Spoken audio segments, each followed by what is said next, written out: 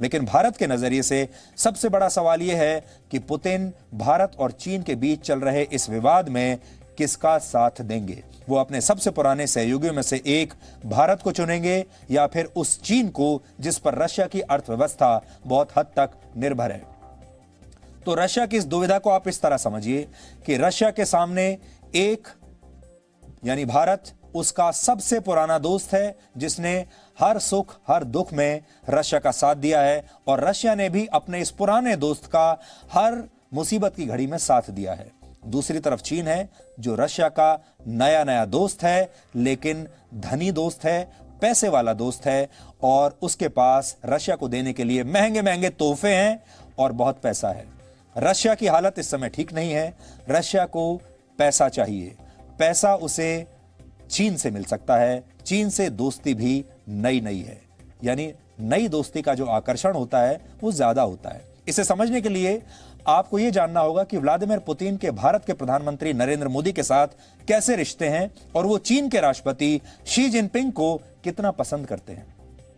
पहले आप भारत के साथ पुतिन के रिश्तों को समझिए। भारत के प्रधानमंत्री नरेंद्र मोदी और रशिया के राष्ट्रपति व्लादिमीर पुतिन पिछले कुछ वर्षों में कई बार मुलाकातें कर चुके हैं, लेकिन जब वर्ष 2018 में नरेंद्र मोदी रशिया के शहर सोची में भारत और रशिया के बीच आयोजित एक अनौपचारिक समिट में हिस्सा लेने पहुंचे थे, तब मोदी और पुतिन की दोस्ती पूरी दुनिया ने देखी थी। प्रधानमंत्री मोदी और पुतिन ने तब एक आलीशान बोट में एक साथ सफर किया था और तब दोनों देशों के बीच रणनीतिक साझेदारी पर सहमति बनी थी। ये उसी समय की तस्वीर हम दिखा रहे हैं और पूरी दुनिया ने तब मोदी और पुतिन की दोस्ती देखी थी। मोदी पुतिन से मिलने के लिए उनके प्राइवेट रिजॉर्ट में गए थे, वहां पर दोनों ने काफी अच्छा समय बिताया। उसके बाद राष्ट्रपति पुतिन ने मोदी को वो पूरा इलाका दिखाया, बोट में सवारी कराई और भी कई जगह वो उनको लेकर गए। और सबसे बड़ी बात यह है कि उसके बाद राष्ट्रपति पुतिन प्रधानमंत्री मोदी को हवाई अड्डे छोड़ने भी आए। इसके बाद सितंबर 2019 में भी रशिया के व्लादिवोस्टोक शहर में दोनों नेताओं की फिर मुलाकात हुई और भारत और रशिया के संबंधों को नई ऊर्जा मिली। लेकिन सबसे बड़ा प्रश्न यही है, क्या मोदी और पुतिन की इस दोस्ती के बावजूद रशिया भारत और चीन के सीमा विवाद में भारत का साथ देगा? इसका जवाब इतना आसान नहीं है, क्योंकि रशिया और भारत दोनों पुराने सहयोगी तो हैं, लेकिन अब दुनिया की राजनीति पहले जैसी नहीं है और रशिया का कद भी दुनिया में पहले के मुकाबले उतना बड़ा नहीं रहा जैसे पहले हुआ करता था। रशिया की अर्थव्यवस्था बहुत हद तक चीन पर निर्भर है, जबकि भारत के लिए रशिया सबसे बड़ा हथियारों का निर्यातक देश है। भारत अपने 56% हथियार आज भी रशिया से खरीदता है, लेकिन जब दोनों देशों के बीच व्यापार की बात आती है तो पलड़ा चीन का भारी है।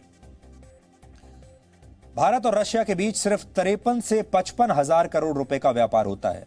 यह चीन और रशिया के बीच होने वाले व्यापार का 10% भी नहीं है।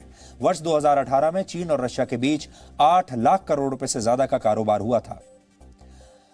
लेकिन रशिया भारत के साथ अपने ऐतिहासिक संबंध भी भुला नहीं सकता, क्योंकि जब जब भारत पर संकट आया तब रशिया ने हमेशा भारत की मदद की है। 1971 के भारत पाकिस्तान युद्ध में रशिया भारत और अमेरिका के बीच दीवार बनकर खड़ा हो गया था।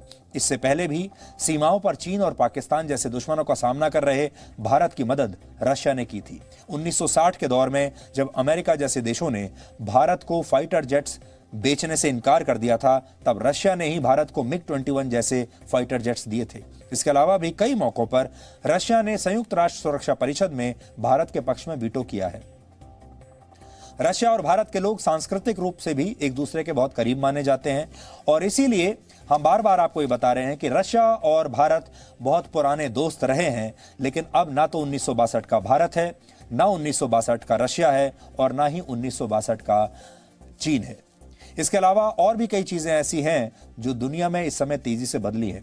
जैसे जब भी भारत और पाकिस्तान के बीच में टकराव होता था, रशिया ने हमेशा भारत का ही साथ दिया है, लेकिन हाल के दिनों में रशिया ने पाकिस्तान को भी हथियार दिए हैं। हाल के दिनों में रशिया की सेना और पाकिस्तान की सेना ने जॉइंट मिलिट्री एक्सरसाइज भी की है, यानी रशिया ने पाकिस्तान के साथ भी अपने संबंध सुधारे हैं और चीन के साथ तो उसके बहुत अच्छे संबंध अब हो ही गए हैं। इसलिए बड़ा सवाल यह है कि वो क्या करेंगे।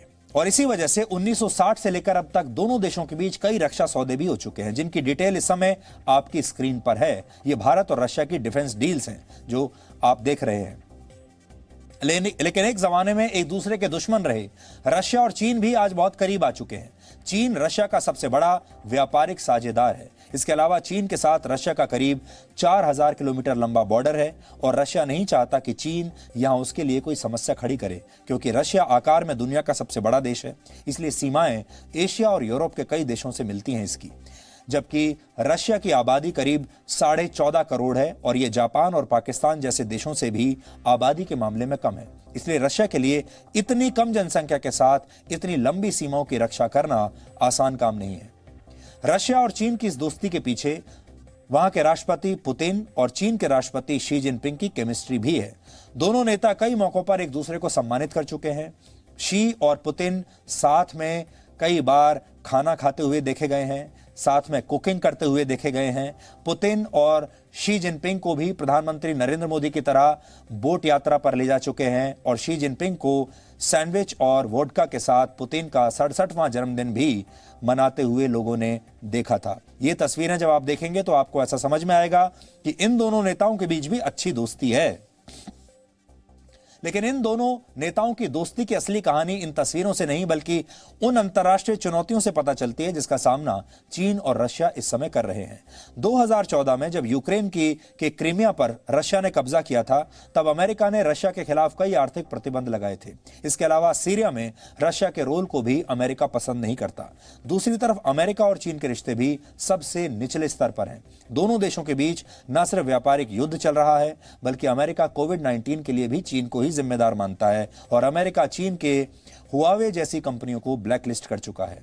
रोचक बात यह है कि जिस हुआवे पर अमेरिका ने प्रतिबंध लगाया उसे लेकर रशिया बहुत उत्साहित है और शी जिनपिंग और व्लादिमीर पुतिन एक मुलाकात के दौरान उस समझौते पर हस्ताक्षर भी कर चुके हैं जिसके तहत रशिया की टेलीकॉम कंपनी हुआवे के साथ मिलकर रशिया में 5G नेटवर्क की शुरुआत करेगी। इसके अलावा दोनों देशों के बीच रणनीतिक साझेदारी पर भी कई बार सहमति बन चुकी है।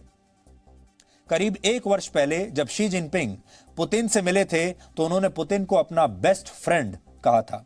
कुल मिलाकर चीन को अमेरिका से टकराने के लिए कुछ मजबूत सहयोगियों की आवश्यकता है तो रशिया को भी चीन के पैसे की जरूरत है और कहते हैं कि पैसा बहुत बड़ा होता है और यही पैसा कई बार वर्षों पुरानी दोस्ती को तोड़ देता है और नए दोस्त भी बना देता है। इसलिए भारत और चीन के बीच विवाद की इस घड़ी में रशिया फिलहाल दोनों देशों के साथ एक कूटनीतिक सोशल डिस्टेंसिंग का पालन कर रहा है। लेकिन आने वाले समय में चीन का पैसा जीतेगा या भारत की दोस्ती जीतेगी, ये कहना थोड़ा मुश्किल है।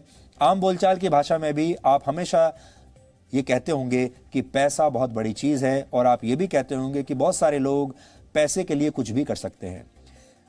आम लोगों की भाषा में जब ऐसी बातचीत होती है, बड़े बड़े देशों की भाषाओं में भी ऐसी ही बातचीत होती है और बड़े बड़े देशों को भी वैसे ही पैसे की आवश्यकता होती है जैसे लोगों को पैसे की आवश्यकता होती है और कई बार देश पैसे के लिए कॉम्प्रोमाइज कर लेते हैं।